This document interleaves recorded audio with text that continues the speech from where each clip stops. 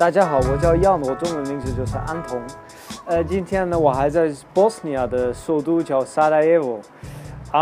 今天呢，我就想跟你们分享一下我怎么学中文的故事。都在2009年开始，我2009年有一个机会去中国，去中国南部的一个小城市叫桂林，去那里学习。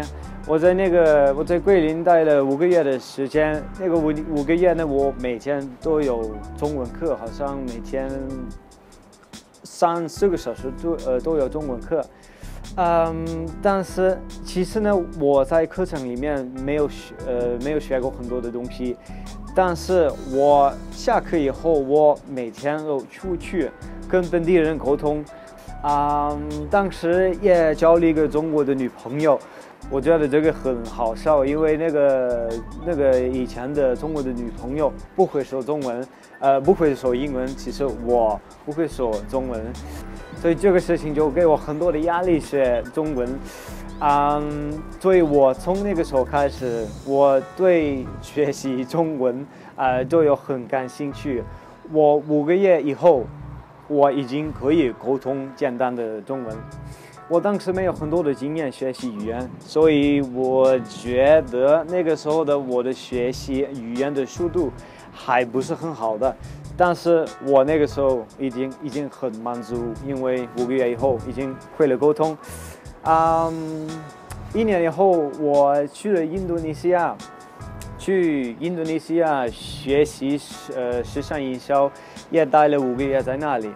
但是我发现了，在印度尼西亚也有很多的华人，所以我在印度尼西亚的时候也交了一些中国的朋友，他们发现了我会说中文，他们都很惊讶，他们觉得很好，就要教我更多的中文。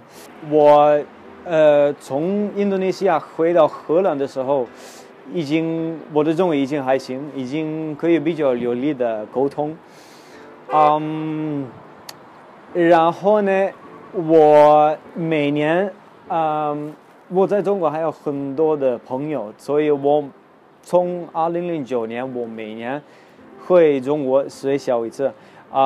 在中国的时候呢，我的中国的朋友大部分不会说中文的，不会说英文的。所以我会去跟他们老是用中文沟通。我觉得我这样可以还可以进步我的中文。其实我也有一个很好的一个桂林的朋友，他是投资者，他也来过荷兰几次，为了生意。但是他说英文一句都不会，所以每次他到荷兰的时候，我帮他翻译，还有安排很多的东西。我觉得这个样子，我通过用中文学到了很多。我其实觉得中文是一个我没有学过的语言。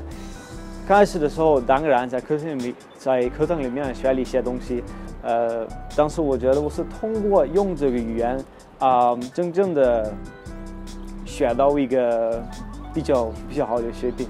现在我觉得我的中文还行，但是我还要进步，因为我看中国电视还有很多的东西听不懂，所以我最近是用那个 Steve Kaufman 的 Link， 看还有听一些中国电视节目。那个时候呢，小孩也不见得完全了解他父母亲的内心深处的一些想法或是感受。这个想象的层次是说，至于他爸爸妈妈具体，这个现在帮我很多，学了一些新的字，还有，我觉得这样我的听力也会，越来越好。那今天就到这儿呢。如果你有关于学习中文的一些问题，你可以在下面留下一个信息，我会回答。